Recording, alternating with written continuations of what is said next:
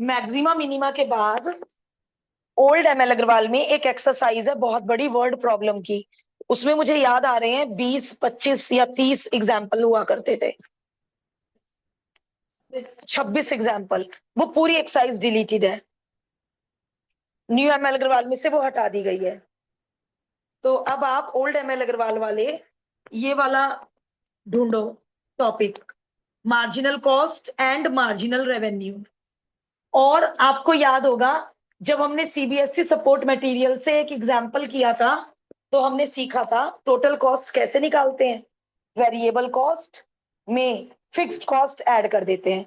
Fixed cost जहां पे हमने फैक्ट्री लगाई है उसका रेंट, बिजली, सैलरी, है ना। और वेरिएबल कॉस्ट जितना बेचोगे उसके हिसाब से, जितने प्रोड्यूस करोगे, जितने यूनिट बनाओगे उसके हिसाब से जो खर्चा आएगा वो वेरिएबल कॉस्ट है। ज्यादा यूनिट बनाओगे ज्यादा खर्चा होगा, कम यूनिट बनाओगे प्रोडक्ट की कम खर्चा होगा।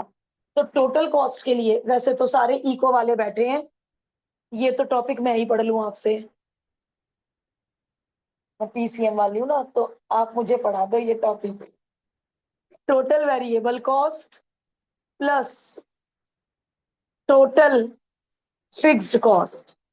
टोटल कॉस्ट निकालने के लिए टोटल वेरिएबल कॉस्ट और टोटल फिक्स्ड कॉस्ट, इसके लिए इन्होंने ये शॉर्ट कट्स यूज किए हैं।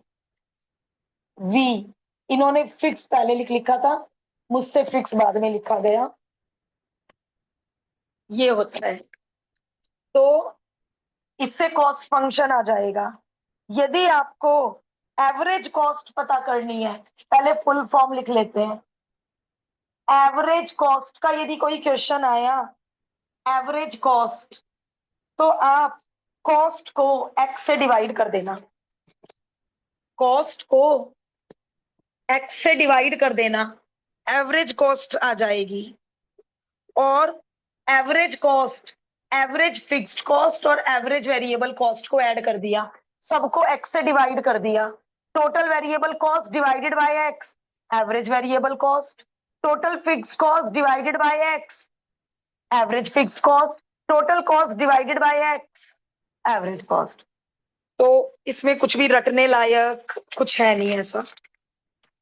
मार्जिनल कॉस्ट क्या किया था हमने सीबीएसई सपोर्ट मटेरियल में, कॉस्ट का डेरिवेटिव मार्जिनल कॉस्ट होता है और रेवेन्यू का डेरिवेटिव मार्जिनल रेवेन्यू होता है। बट मार्जिनल कॉस्ट और मार्जिनल रेवेन्यू के क्वेश्चन इस एक्सरसाइज में है ही नहीं। तो फिर इस एक्सरसाइज में क्या है, टोटल कॉस्ट निकालना, एवरेज कॉस्ट निकालना, यही है इस एक्सरसाइज में। क्या वो नेक्स्ट एक्सरसाइज में करेंगे, बिल्कुल है सिलेबस में, बिल्कुल क्वेश्चन आता है। चलिए अब इन तीनों एग्जाम्पल में हमें क्या बनाना है, कॉस्ट फंक्शन। ये एक्सरसाइज नहीं आती तो आगे दिक्कत क्यों आएगी बताओ। ये एग्जाम्पल आगे मिलेंगे और वो कहेंगे मार्जिनल कॉस्ट निकालो। मार्जिनल कॉस्ट के लिए पहले इस एक्सरसाइज की मदद से कॉस्ट फंक्शन लिखना आएगा, तभी तो उसे डेरिवेट करके। तो इस एक्सरसाइज में से डायरेक्ट क्वेश्चन नहीं आता, मार्जिनल कॉस्ट का क्वेश्चन आता है। तो बच्चा इस एक्सरसाइज को पढ़ के कॉस्ट फंक्शन लिखेगा, तभी तो उसे डेरिवेट करके मार्जिनल कॉस्ट बनाएगा। तो हो जाते हैं शुरू। एग्जाम्पल नंबर 1, ये सबसे इजी एक्सरसाइज यही है, क्योंकि इस एक्सरसाइज में केवल कॉस्ट फंक्शन बनाना है बस। चलिए भाई, अच्छा यही नहीं बताया कितनी यूनिट बनाई, आप मान लो लेट एक्स इज द, इन्होंने नहीं बताया क्वेश्चन में कितनी यूनिट बनाई, आप मान लो let X is the number of unit produced. Total fixed cost बताओ, 6,000 रुपए तो पक्का खर्च होंगे ही होंगे। टोटल वेरिएबल कॉस्ट बताओ, एक यूनिट बनाने के 20 रुपए, एक्स यूनिट बनाने के 20x। ये वेरिएबल क्यों है, यूनिट ज्यादा बनाओगे ज्यादा खर्चा होगा, इसलिए ये वेरिएबल है, फिक्स नहीं है। 6,000 फिक्स है। तो ये बता दो टोटल कॉस्ट कितनी होगी। यस, 6,000 प्लस 20x, ये हो गया कॉस्ट फंक्शन। अच्छा अब क्वेश्चन में है कॉस्ट फंक्शन, तो ये इसमें रुपीस लगा हुआ है, कायदे में कॉस्ट फंक्शन ऐसे लिख के आना चाहिए, ऐसे। देखो, फंक्शन को आप एफ लिखते हो ना हमेशा, कुछ भी हो आगे, कुछ भी हो आगे, बिकॉज ये एक्स की टर्म्स में है तो इसे एफ लिखते हो। तो या तो इसे एफ लिख लो या सी एक्स लिख लो। सी रिप्रेजेंट कॉस्ट फंक्शन। तो इन्होंने आंसर रुपीज में दे दिया, बट क्वेश्चन क्या है, लैंग्वेज पढ़ो पार्ट 1 की, राइट द कॉस्ट फंक्शन। इसमें यूनिट मत लगाओ। तो मेरे हिसाब से पहले पार्ट का आंसर ये देके आना।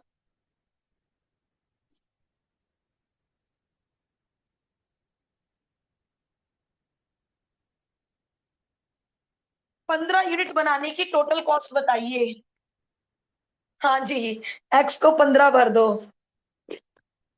इसको ऐसे भी लिख सकते हो, ऐसे। और भाषा में क्या लिखोगे, total cost of producing 15 unit. Total cost when X is equal to 15, जैसे रेट में लिखते थे। या भाषा लिख लो, total cost of producing 15 unit is equal to, अब रुपीज लगना जरूरी है, अब रुपीज लगना जरूरी है। एक्स को 15 भर दो, मिल गया। 15 यूनिट बनाने के कितने रुपए लगेंगे, एवरेज कॉस्ट। अब देखो, इसके आंसर को या तो 15 से डिवाइड कर दो, या पहले एवरेज कॉस्ट निकाल लो। एक ही बात है कि नहीं है, जरा मुझे ये सुनना है। 6000 प्लस 20x अपॉन एक्स, इसके या तो जो आंसर आया उसी को 15 से डिवाइड कर दो। क्यों? क्योंकि उन्होंने 15 यूनिट की एवरेज कॉस्ट मांगी है। तो जो 15 यूनिट की टोटल कॉस्ट आई, उसी को सीधा 15 से डिवाइड कर सकते हैं, या पहले एवरेज कॉस्ट निकाल लो, फिर उसमें एक्स को 15 भर दो। एक ही बात हुई या नहीं हुई? एक ही तो बात हुई ना। या तो आप पहले एवरेज कॉस्ट निकाल लो और फिर इसमें एक्स को 15 भर दो, 15। या फिर कितनी आई है 15 पे कॉस्ट, कैलकुलेट कर दो, 6300। या फिर 6300 को 15 से डिवाइड कर दो। एक ही तो बात है, 420। 420। 420, यहां से भी 420 आएगा अन्य। तो एवरेज कॉस्ट, जब टोटल कॉस्ट निकाल ली 15 यूनिट की, तो उसी से 15 से डिवाइड करेंगे। इतना लंबा मेथड क्यों करेंगे? अच्छा, 1 मिनट सुनो, 1 मिनट। मान लो उन्होंने कहा एवरेज कॉस्ट निकालो 20 यूनिट की, तब तो पहले एवरेज कॉस्ट का फॉर्मूला निकाल लेना, या पहले 20 यूनिट की टोटल कॉस्ट निकालना, फिर उसको 20 से डिवाइड करना। यदि एवरेज कॉस्ट 20 की मांगी, टोटल कॉस्ट 15 की मांगी, तो फिर तो एवरेज कॉस्ट के लिए अलग कैलकुलेशन करनी पड़ेगी ना। अब तो यही कैलकुलेशन क्यों काम आ गई, 15 की ही टोटल कॉस्ट मांगी है और 15 यूनिट की ही। तो ये ऐसा ही है, ये इतना ही इजी है। इसमें से क्वेश्चन आ जाए तो गुड लक, बढ़िया किस्मत। अभी थर्ड पार्ट और है। वाओ कितना टिपिकल है। 100 यूनिट बनाने की टोटल कॉस्ट, 100 यूनिट बनाने की एवरेज कॉस्ट।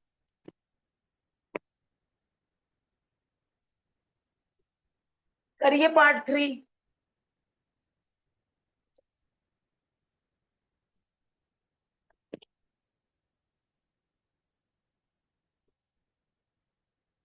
जैसे 15 यूनिट की टोटल कॉस्ट और एवरेज कॉस्ट निकाली है, 100 यूनिट्स की टोटल कॉस्ट और एवरेज कॉस्ट फाइंड करनी है।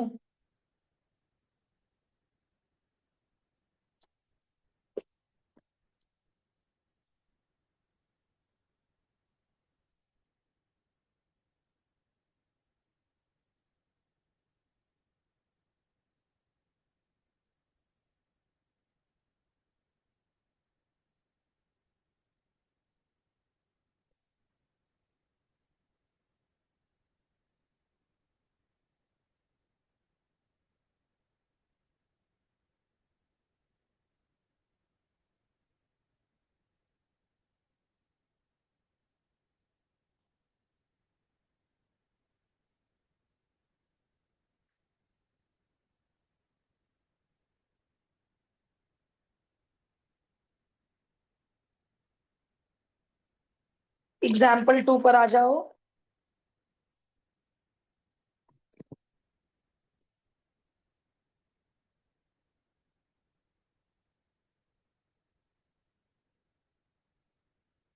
यदि हमें कॉस्ट फंक्शन बनाना नहीं आया तो हम आगे की एक्सरसाइजेज में फंसेंगे। वेरी गुड, कॉस्ट फंक्शन इन्होंने ही बना के दे दिया, बहुत बढ़िया। कॉस्ट फंक्शन इन्होंने ही बना के दे दिया। राइट द कॉस्ट कंपोनेंट, यानी ये सब चीजें निकालिए जब 4 आइटम प्रोड्यूस की जाएं। तो पहले मैं ये सारी चीजें निकालूंगी, फिर उसमें एक्स को 4 भर देंगे। अच्छा, अब टू फाइंड में टोटल फिक्स्ड कॉस्ट भी है। टोटल फिक्स्ड कॉस्ट के लिए मैं एक्स को 0 क्यों भर रही हूँ? एक भी यूनिट नहीं बनाई, एक्स को 0 भर दो। एक भी यूनिट नहीं बनाई तो ये टोटल फिक्स्ड कॉस्ट है 3, ये फिक्स है। एक भी यूनिट नहीं तो भी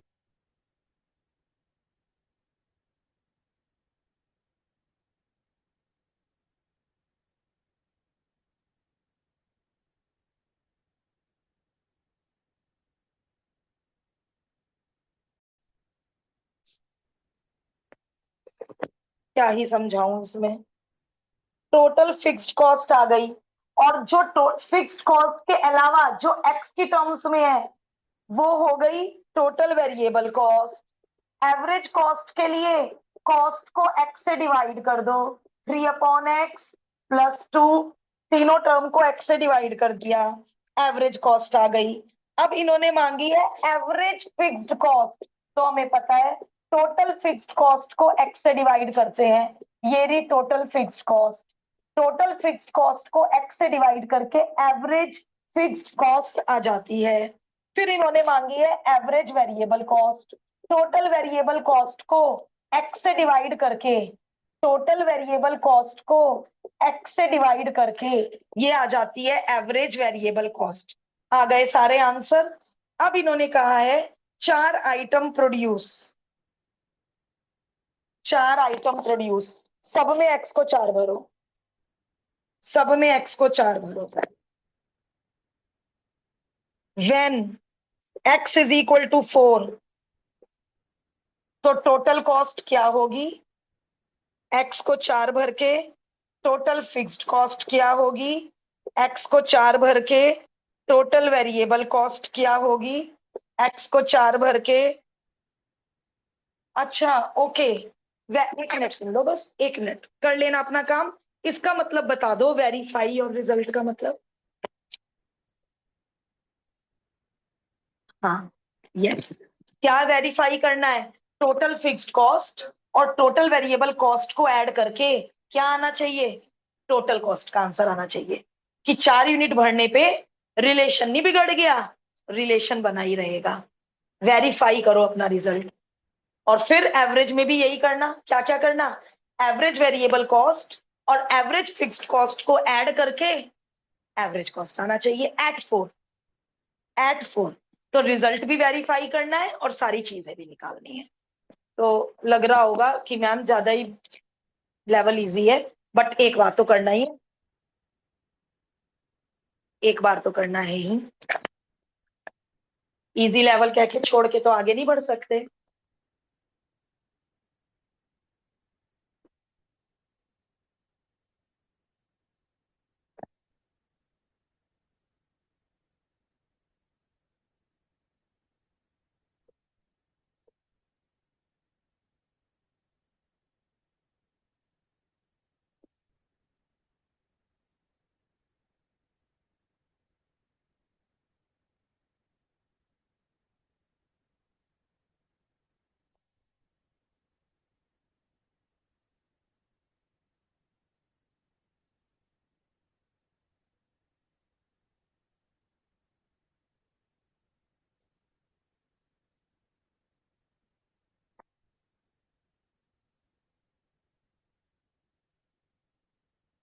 एग्जाम्पल 3 में मैं थोड़ा सा एक्सप्लेन करना चाह रही हूँ, जब सबका 2 हो जाए तो लेट मी नो।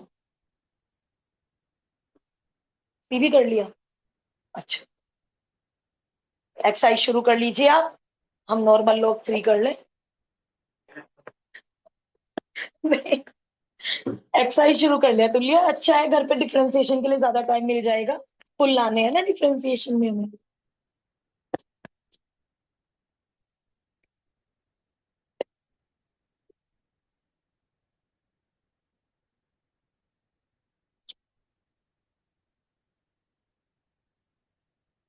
अथर्व और रजत कहाँ पर हो? 2 होने वाला है। गैल्विन 2 होने वाला है। पहले 3 डिस्कस कर लें क्या? ठीक है। 3 देखो, फिक्स्ड कॉस्ट का पूरे क्वेश्चन में जिक्र नहीं है। मैंने फिक्स्ड कॉस्ट को अपनी मर्जी से कांस्टेंट ले लिया। कांस्टेंट ही तो होती है टोटल फिक्स्ड कॉस्ट, क्या एक्स पे डिपेंड करती है। एवरेज वेरिएबल कॉस्ट ये कह रहे कांस्टेंट, तो मैंने एवरेज वेरिएबल कॉस्ट के लिए दूसरा कांस्टेंट ले लिया। दूसरा कांस्टेंट ले लिया। अब मुझे बनाना है कॉस्ट फंक्शन। टोटल कॉस्ट होता है total fixed cost plus total variable cost. अब टोटल कॉस्ट मैं तभी बना पाऊंगी जब मुझे टोटल वेरिएबल कॉस्ट पता होगी। अब क्या करूं? क्या किया था यहाँ पे? एवरेज वेरिएबल कॉस्ट होती है total cost divided by X. Sorry, total variable cost divided by X. Average variable cost वी था बीच में, तो total variable cost divided by X. ठीक है, अभी तो यूज किया, तो क्रॉस मल्टीप्लाई कर दो। तो टोटल वेरिएबल कॉस्ट कितनी हो जाएगी? X into average variable cost, जो मैंने बी मान रखी है। तो टोटल वेरिएबल कॉस्ट की जगह बी एक्स भर दूंगी। टोटल कॉस्ट लिख लो या सी लिख लो, क्या बन गया ये? Linear relation. इसे बोलते हैं लीनियर रिलेशन, क्योंकि एक्स की डिग्री 1 है, एक्स की डिग्री 2 होती है, तो क्वाड्रेटिक रिलेशन बोलते हैं। तो ये लीनियर रिलेशन बन गया। अब काश मुझे कहीं से ए और बी मिले और मैं ए और बी की वैल्यू यहां भर दूं, क्या तैयार हो गया? Total cost function. सारे एग्जाम्पल किसके ऊपर बेस्ड है? Cost function. तो मुझे कहीं से ए और बी मिल जाए, मैं ए और बी को यहाँ पुट कर दूं, कौन मिल गया? Total cost function. ढूंढो क्वेश्चन में क्या दे रखा है कि काश हमारा ए और बी निकल जाए। पढ़ो क्वेश्चन को, क्या दे रखा है? 100 यूनिट प्रोड्यूस करने के 250 रुपए कॉस्ट आता है। 100 रुपए प्रोड्यूस करने के, 100 रुपए कह रही हूँ, 100 यूनिट, यानी एक्स है 100। बन गई इक्वेशन 1। इक्वेशन 1 बन गई। 100 यूनिट प्रोड्यूस करने का खर्चा 250 रुपए आता है, एंड 200 यूनिट प्रोड्यूस करने का खर्चा 300 रुपए आता है। 200 यूनिट प्रोड्यूस करने का खर्चा। अब क्लास 10th की तरह सब्ट्रैक्ट करके एलिमिनेशन वगैरह यूज करके ए और बी आ जाएगा।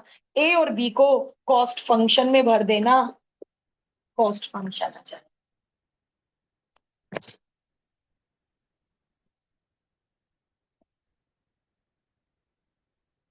बस ये स्टार्टिंग समझ आ जाए, मुश्किल नहीं है, ठीक है, मुश्किल नहीं है। बस ये यदि स्टार्टिंग ही ना समझ आए तो हम ये इतना इजी क्वेश्चन भी कैसे करेंगे? बार बार वही यूज हो रहा है। टोटल फिक्स्ड कॉस्ट और टोटल वेरिएबल कॉस्ट को ऐड करके टोटल कॉस्ट फंक्शन बनता है।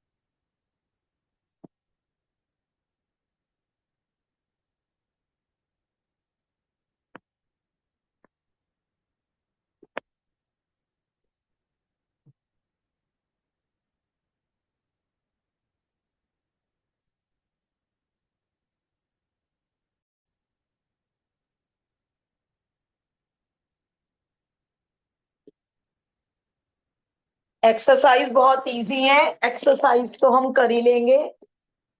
अब जो हमने कल 6.5 में लास्ट के 2 क्वेश्चन में इतना कॉम्प्लिकेटेड सेकंड डेरिवेटिव टेस्ट सीखा था, अब आपके पास 2 हथियार होंगे, फर्स्ट डेरिवेटिव टेस्ट भी सेकंड भी। इन केस एग्जाम में आ गया तो जो आपका उस टाइम जैसा वक्त होगा, माहौल होगा, उस हिसाब से काम कर देना। अब मैं पूरे पूरे क्वेश्चन नहीं कर रही हूँ, मैं सीधा कहाँ पहुंच रही हूँ? फर्स्ट डेरिवेटिव टेस्ट पे पहुंच रही हूँ सीधा। पूरा पूरा क्वेश्चन दोबारा नहीं करेंगे। एग्जाम्पल 10 था और हमारा क्रिटिकल पॉइंट आया था x इज इक्वल टू ई, और हमारा f डैश x आया था ये हमारा f डैश x आया था, और f डैश x को 0 भर के हमारा क्रिटिकल पॉइंट आया था x is equal to E. f dash x को 0 भर के हमारा क्रिटिकल पॉइंट आया था x इज इक्वल टू ई। तो अब हमें क्या सीखना है कि इसको फर्स्ट डेरिवेटिव टेस्ट से कैसे पता लगाऊं कि ये मैक्सिमा का है या मिनिमा का। रजत लिख छोड़ दे पेन, पूरी कंसंट्रेशन से सुन। ये होता है log x का ग्राफ, ये कट करता है 1,0 पे। जब x 1 होगा तो y 0 होगा।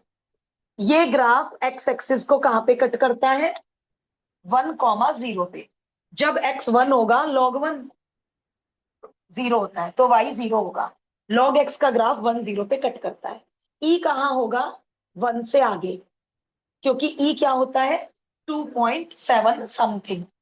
ठीक है, चलो। अब यदि मैं e का स्लाइटली, अच्छा, log e कितना होता है? जब x e होगा तो y कितना होगा? 1। तो ये पॉइंट क्या हुआ? e comma 1। जब x e होगा तो y कितना होगा? 1। इसी से समझा सकती हूं मैं, डायरेक्टली समझ आएगा। तो जब मैं e से स्लाइटली लेस भरूंगी तो log x का आंसर 1 से छोटा आएगा। हमें क्या चेक करना है कि e से स्लाइटली लेस पे fx का साइन कैसा है, और e से स्लाइटली ग्रेटर पे fx का साइन कैसा है। यही तो होता है फर्स्ट डेरिवेटिव टेस्ट। वो ऐसे टेबल सी बनवाई थी, x की value, x is slightly less than e, x is slightly word भी लिखते थे हम, ग्रेटर देन e। चलो एफ डैश एक्स का साइन देखते हैं जब ई से लेस है। इसको क्या कहा था मैंने? Always positive, always positive. बस काश ये पता चल जाए log x की वैल्यू 1 से बड़ी है या 1 से छोटी है। log e की वैल्यू 1 होती है। यदि e से हल्का सा स्लाइटली लेस भरा तो क्या आएगी log x की वैल्यू? 1 से छोटी। और यदि log x की वैल्यू 1 से छोटी हुई तो 1 में से 1 से छोटा नंबर घटाओगे तो कैसा आएगा f डैश एक्स? नेगेटिव। 1 में से 1 से छोटा नंबर घटाना है।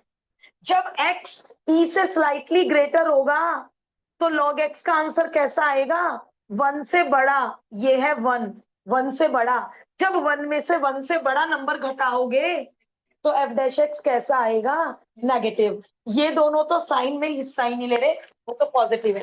जो ब्रैकेट का साइन वही f डैश एक्स का साइन, और जब f डैश एक्स का साइन पॉजिटिव टू नेगेटिव जाता है तब x is equal to e is a point of local maxima होता था या मिनिमा होता था? भूल गए? क्योंकि क्यों भूल गए? कि मैम फर्स्ट डेरिवेटिव टेस्ट से एक सिंगल क्वेश्चन नहीं किया। चलो कोई बात नहीं। ये रहा क्रिटिकल पॉइंट ई।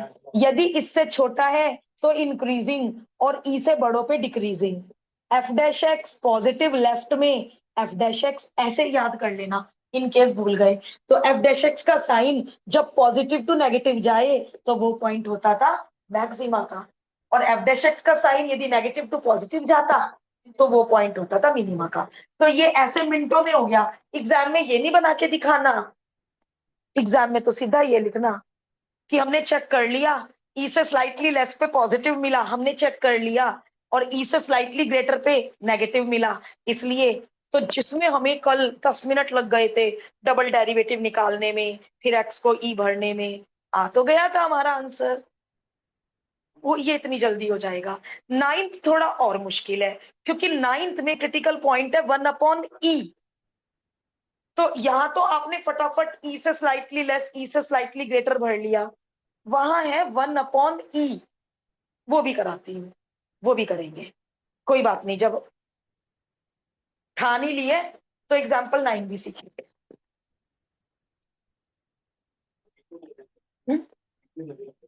बीच में ही कर दो, ऊपर हेडिंग डाल दो कि example 9 and 10 of exercise 6.5 using first derivative test. हाँ ऐसे कर लो। और जब ऊपर बोल्ड लेटर में डाल दोगे ना तुल्य, तो जब आप अपनी तैयारी करोगे तो आपको दिख जाएगा कि 9 और 10 मैम ने दोबारे कराए हैं, मेन क्लास में हमने किए थे फर्स्ट डेरिवेटिव से, सॉरी गलत बोल रही हूँ, सेकंड डेरिवेटिव से, और फिर हमने उन्हीं दो एग्जाम्पल को सीखा। लेकिन ये ग्राफ क्या बढ़िया जरिया है पता करने का कि ई से छोटे पे आंसर 1 से छोटा आएगा, ई से बड़े पे आंसर 1 से बड़ा आएगा। ग्राफ से क्या क्लियरिटी आ रही है, वरना हम क्या लॉग टेबल में जाके देखेंगे कि 2.7 से हल्के से छोटे पे लॉग का क्या आंसर है।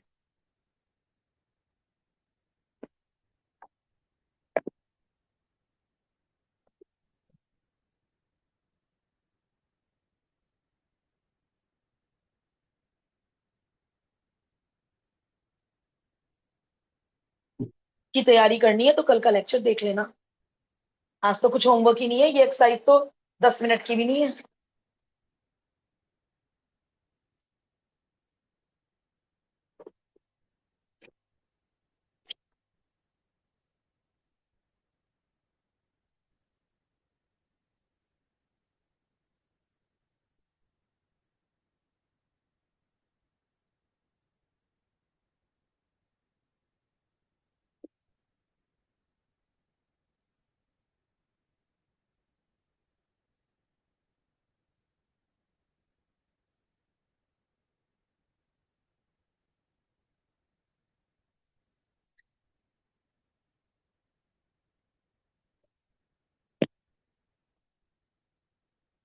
मैं चेक करा लूं, फिर मैं फ्री हो जाऊंगी ये सिखा के, फिर आप तसल्ली से दोनों करना, फिर एक्सरसाइज करना, ये सीख लो। 1/e में क्या पंगा पड़ेगा सीखते हैं। अब यही बॉक्स बनेगा, क्या चेक करना है, स्लाइटली लेस देन 1/e पे एफ डैश एक्स का साइन कैसा है, स्लाइटली ग्रेटर देन 1/e पे एफ डैश एक्स का साइन कैसा है, पता करना है, पॉजिटिव टू नेगेटिव या नेगेटिव टू पॉजिटिव। अब इस ग्राफ में तो बन जाएगी खिचड़ी, अलग ग्राफ में सीखते हैं। ऑनलाइन वाले ध्यान से सुन रहे हैं?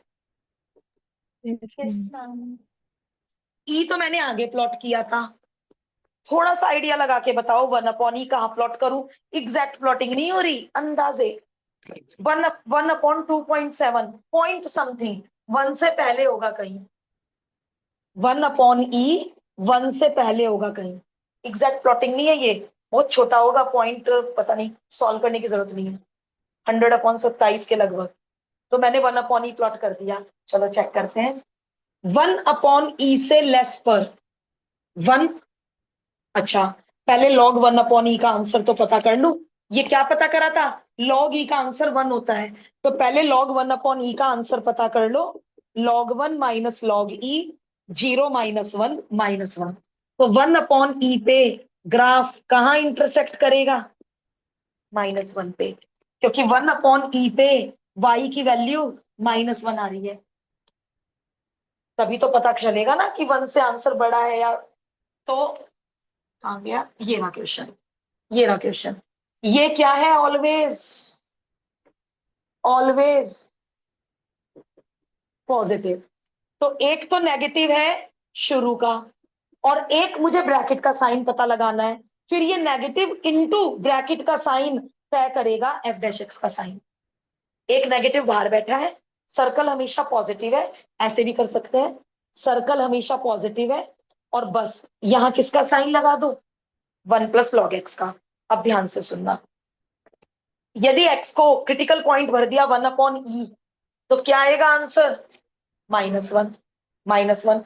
तो अब मुझे क्या पता करना है, -1 से छोटा आंसर है या -1 से बड़ा आंसर है।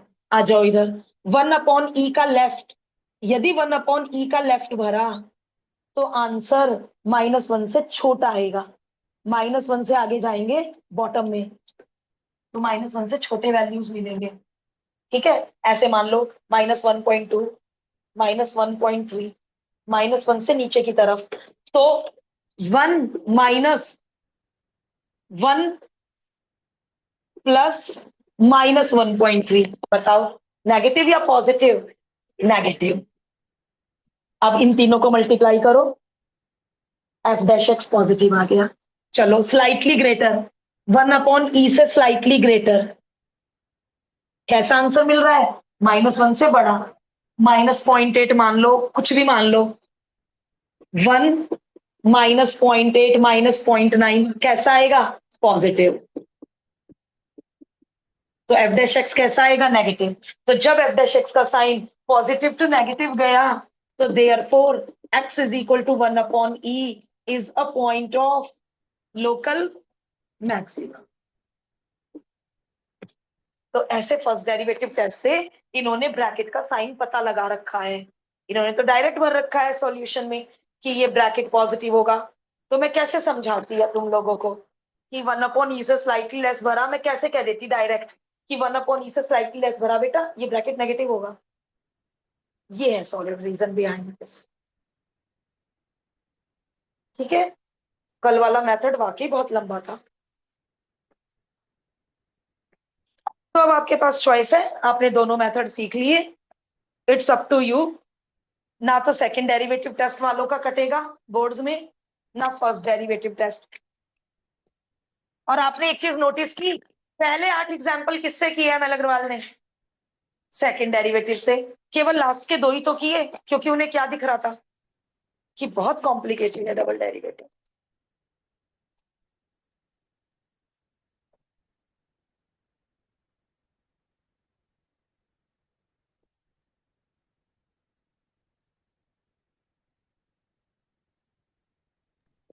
मैम एक बार एग्जांपल 9 दोबारा बता दो।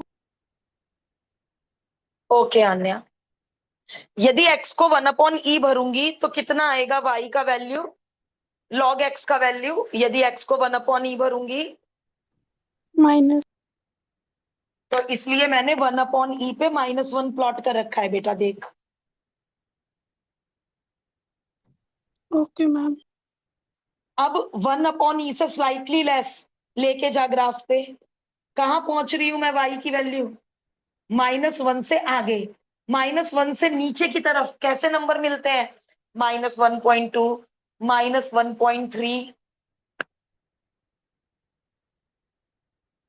ये तो मैंने फिर log x की जगह भर दिया। ये log x का ग्राफ है ना, तो जब 1/e से स्लाइटली लेस लूंगी मैं, तो क्या आ रही है log x की वैल्यू? -1 से नीचे की तरफ, -1.1, -1.2, -1.3।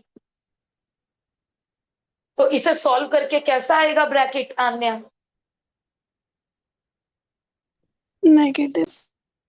तो इसलिए मैंने 1 + log x के ब्रैकेट का साइन नेगेटिव लगाया। Okay ma'am. जब 1/e से स्लाइटली ग्रेटर लिया आन्या, तो आंसर आ रहा है -1 के ऊपर की तरफ, मतलब -0.8, -0.9। तो फिर positive. Yes. Okay ma'am. Suggestion दो नेक्स्ट ईयर, डबल डेरिवेटिव में घुसूं या फर्स्ट डेरिवेटिव ही सिखा दूं पहली बार में?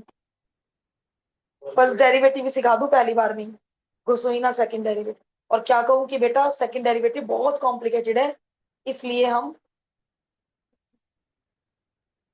एक ना आधा बोल पड़ेगा मैम सेकंड से ही करा दो, सारे सेकंड से नहीं करे। छुड़वा देना, मुझे जाना नहीं अभी तक 1.5 साल में, छुड़वा दूंगी मैं।